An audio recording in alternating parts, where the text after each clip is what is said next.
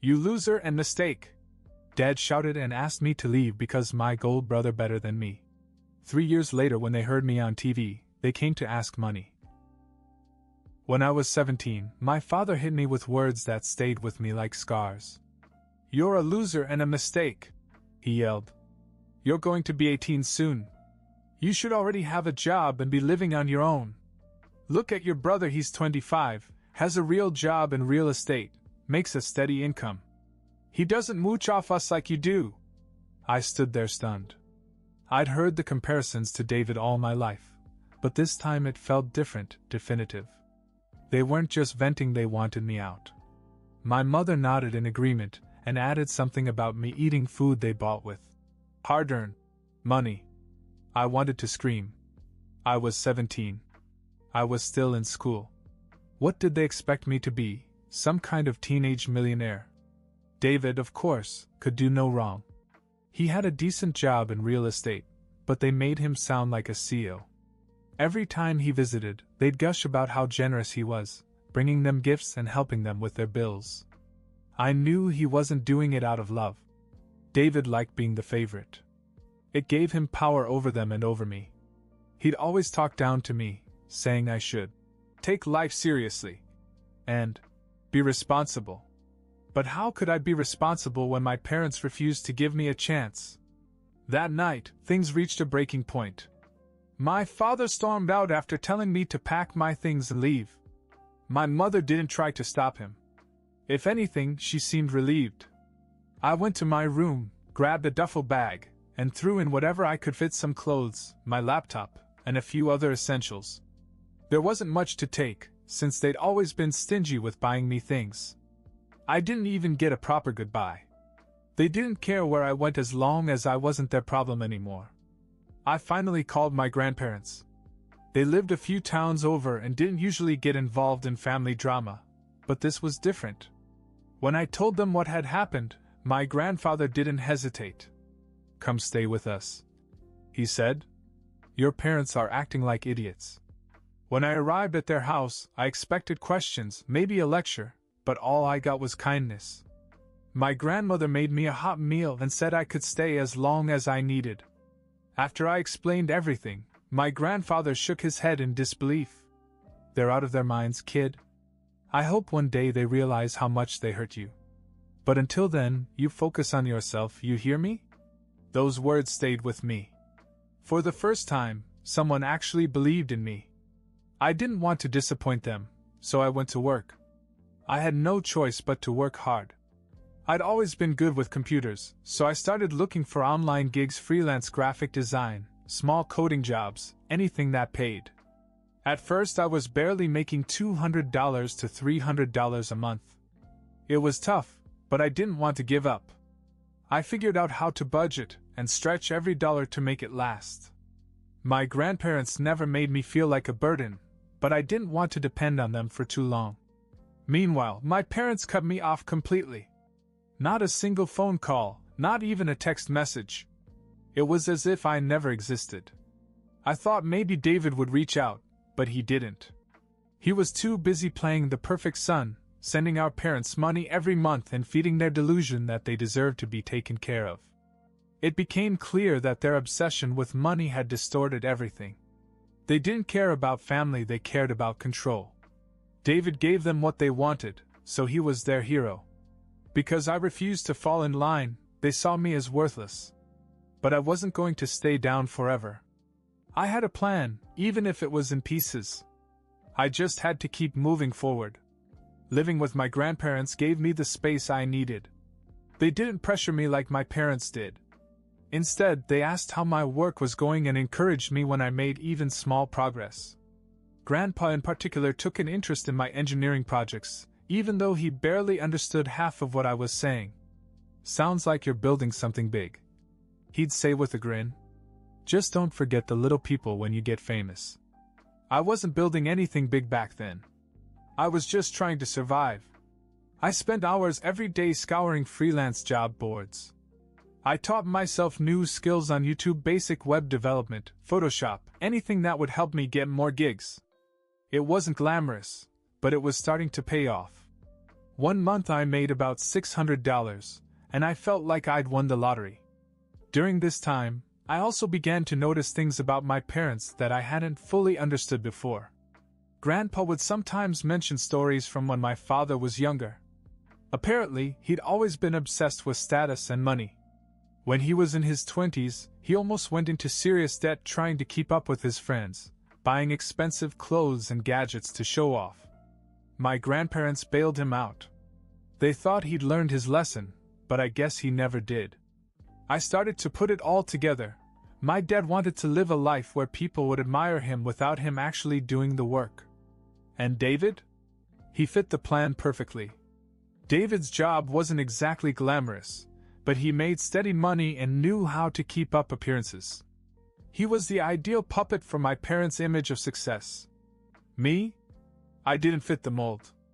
I didn't want to be anyone's puppet. Over time, I got better at what I did. I specialized in machine learning and automation, and took every opportunity to learn and apply those skills to my freelance projects. I didn't have time for college. My parents had made it clear that if I wanted to go, I was on my own financially. But honestly, I didn't care. I learned more by doing than I ever would in a classroom. By the time I was 19, I was earning enough to support myself. It wasn't flashy, but I was able to move out of my grandparents' apartment and get my own place, just a little one-bedroom downtown, but it was mine. I didn't tell my parents where I was living. They didn't ask. For all I knew, they probably still thought I was broke and struggling. David continued to play his role as their golden boy. He never reached out to me, and I was okay with that. I hadn't spoken to him since the day I left. But according to some mutual friends, things weren't going as smoothly for him as he let on. The real estate market was getting tough and he wasn't making as much as he used to. I heard he was stressed about money, but I didn't want to lose sleep over it. Then, when I turned 20, something unexpected happened. I landed a big freelance contract with a startup developing AI tools. They were impressed with my work and offered me a full-time position as a machine learning engineer. It was my first real job, and the salary was better than anything I'd ever imagined. $150,000 a year. Suddenly, everything changed. I went from barely scraping by to living comfortably in a 2-bedroom downtown apartment. I was building cutting-edge AI systems, analyzing massive data sets, and being recognized for my contributions. It felt surreal. A few months later, I was featured in a news segment about emerging tech entrepreneurs. It was a short interview, but it made waves. I didn't think much of it until my phone started blowing up. Friends, acquaintances, even people I hadn't spoken to in years were congratulating me. And then, out of nowhere, I got a call from my parents. I let it ring a few times before I answered. I was curious, I'll admit. They had ignored me for years, so why were they calling now? "Mike, we saw you on TV." My mother's voice chirped through the phone, almost too cheerful. "You did so well for yourself. We're so proud of you." Proud? Since when? I couldn't help but laugh inside. I knew exactly where this was going. "We were thinking," she continued, "maybe we could come visit you sometime? See how you're doing." I played it cool. "Sure," I said. "Come by next weekend. I'll text you the address." I wasn't inviting them out of kindness. No, I wanted them to see how far I'd come. I wanted them to see that the so-called loser they kicked out was now more successful than their precious David. And I knew exactly what they were really after: money. But this time I was in control. The weekend came and I was ready. I didn't go overboard cleaning the place, just enough to show that I wasn't the broke kid they thought I was. My 2-bedroom apartment had floor-to-ceiling windows overlooking the city skyline. Everything was sleek and modern, high-end appliances, minimalist furniture, the kind of setup you'd see in a tech magazine. I wasn't trying to show off, but I wanted them to see the life I built without their help. Right on schedule, the doorbell rang. I opened it to see my parents standing there with my brother, David, and his wife, Lindsay. I hadn't expected him to be there, but I should have known. David had to be a part of the show. "Well, My dad muttered, stepping inside and looking around like he was in a five-star hotel. My mom's eyes widened as she took in the place. "This is beautiful," she said clearly in awe. David, on the other hand, looked tense. He didn't say much, just stood there with a forced smile. Lindsay tried to compliment the place, but I could tell something was wrong. David's confidence had always been his armor, but right now it was cracked. I made a mental note to look into it later. We sat down in the living room and my mom wasted no time. "So, Mike, you've really made something of yourself," she began. "We're so proud of you. And with all your success, you must be doing very well financially." There it was. The subtle setup for the question. I nodded casually. "Yes, I'm doing well. I have a good job in AI development. It's been rewarding." "That's wonderful," she continued, smiling too broadly. "You know, things have been a little tight for us lately. The economy's been tough, and we could really use some help. You understand, right? We've supported you all these years and dash." I couldn't help but laugh. "Supported me? You mean when you kicked me out when I was 17 and didn't speak to me for 3 years? That support?" My father's face hardened. "We did what we had to do. We wanted you to grow up, to be responsible. And look, it worked. You wouldn't be where you are without that push." "Exactly," I said, shaking my head. "That's not how I remember it. But sure, let's pretend you're the reason I'm here. So what's the deal? You want money?" My mother looked confused, but kept smiling. "Well, it's not like that. We were hoping you could help out your family a little. You know, like David does." I turned to David, who finally spoke. "Look, Mike, we all go through hard times. Mom and Dad helped me when I was starting out, and I'm giving back because that's what family does." "Helped you?" I raised an eyebrow. "They gave you everything. Paid for your college, co-signed for your apartment, probably even fronted you cash for your car. I didn't get any of it." David's jaw tightened. "Don't act like you're better than me just because you're doing well now. You were always the one who couldn't handle the pressure." I leaned back, smirking. "Oh, is that what you tell yourself? Funny, because from what I hear, your real estate gig isn't going so well. Word on the street is that you're barely making ends meet." David's face went pale. "Who told you that?" "I have my sources," I said, enjoying the moment. "But let's face it, you're still playing their puppet, aren't you? Pouring your money into them while they sit around watching TV all day." Lindsay cleared her throat uncomfortably. "We've had some setbacks lately," she admitted. "David's been under a lot of stress." "Yeah, I bet," I said, locking eyes with my brother. "Must be tough knowing that loser little brother you used to look down on is doing better than you." "All right, enough," my dad snapped, his face flushed. "We didn't come here to fight. We just thought since you're doing so well, you might want to help your family." "Funny," I said, standing up. "Where was that family loyalty when I was broke and struggling to survive? You didn't care then. Why should I care now?" They all sat in stunned silence for a moment. My father finally stood up, his temper boiling over. "You're being selfish. We're your parents. You owe us." I laughed again, harder this time. "Owe you? I owe my success to myself. To the people who really supported me like Grandpa and Grandma. I don't owe you a damn thing." David muttered something under his breath, and I caught it. "Arrogant prick." I stepped closer to him. "What was that, David? You want to say it louder?" He shook his head, avoiding my gaze. "Forget it." "Good," I said. "Because I'm done. I think it's time for all of you to leave." My mom tried to object, but I wasn't having it. I opened the door and waited. Slowly they got up and walked out. As they left, I called after them. "Oh, and David? You might want to reconsider who the real loser is." The door closed behind them, and for the first time in years I felt a sense of closure. They came looking for money, but what they found was a reality check. The best part? I didn't feel angry anymore. I had won, not by humiliating them, but by living a life they never thought I could have. The next day I went to see my grandparents. They had been my real family through it all, and I couldn't wait to tell them what had happened. As soon as I walked into their house, Grandma hugged me and asked, "So, what brings you by today, sweetheart?" "Oh, I just had a little reunion with Mom, Dad, and David yesterday," I said with a grin. Grandpa raised an eyebrow and motioned for me to sit down.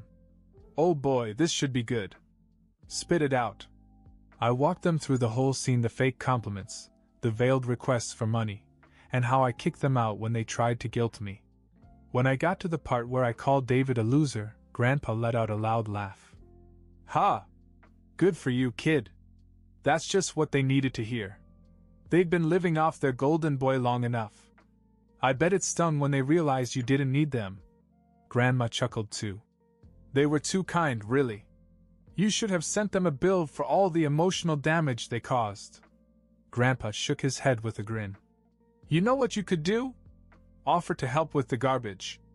That's about as much help as they deserve. Selfish people like that don't change. You're better off staying away from them." "Garbage collection, huh?" I laughed. "I'll keep that in mind." As the laughter faded, Grandpa's face grew more serious. "Listen, Mike, there's something you probably should know about why your parents are the way they are. We've never really talked about it, but maybe it's time." I sat up straighter. "What do you mean?" Grandma looked at Grandpa, then back at me. "Let's just say we haven't been on good terms with your parents for a long time. We hardly talk to them anymore, and there's a reason for that." Grandpa sighed. "It all goes back to when your father was about your age. He had this chip on his shoulder, always obsessed with keeping up with other people. He wanted to be seen as successful, even if it meant taking shortcuts. Your mother was the same way. They used to come to us all the time, asking for money. We helped them at first, thinking they'd get on their feet, but it was never enough. They always wanted more." Grandma added. "Their father acted like we owed him everything just for being his parents. We finally drew the line when they asked us to co-sign a huge loan for a business your dad wanted to start. It was a terrible idea. He hadn't done any research, had no plan, nothing. He just wanted money to impress his friends." Grandpa nodded. "When we said no, your father exploded. He called us selfish and accused us of not supporting him. We had a huge fight, and things were never the same after that. He stopped visiting, and when he did, it was always awkward. We could see the writing on the wall. They were going to live their lives chasing money and expecting others to pick up the tab." "That's crazy," I said, shaking my head.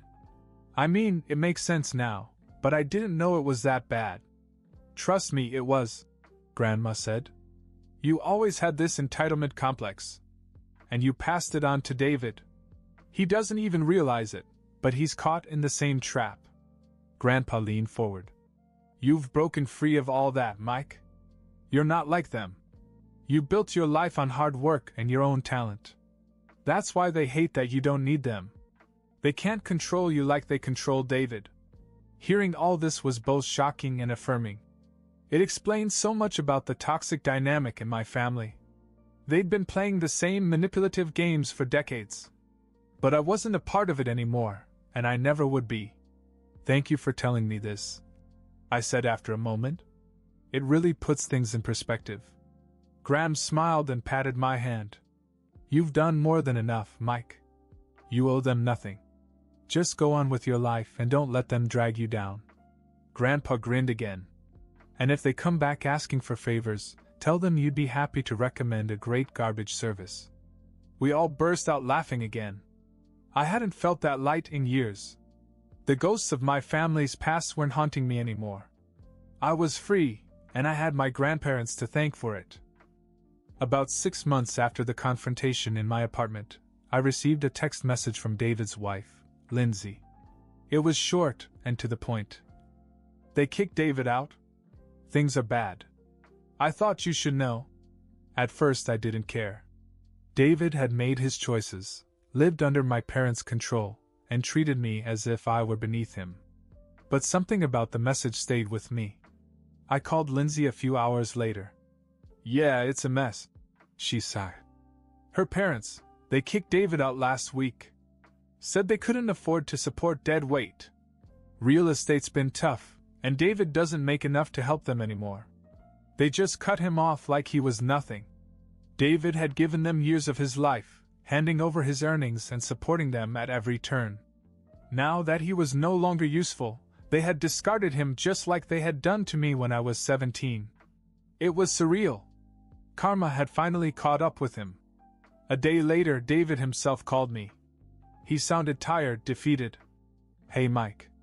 I know this is awkward, but I was wondering if you could help me out. I'm in a bad place right now. I'm not asking for much, just a little to get by." I leaned back in my chair and thought about it. Part of me wanted to tell him to deal with it on his own, like I had.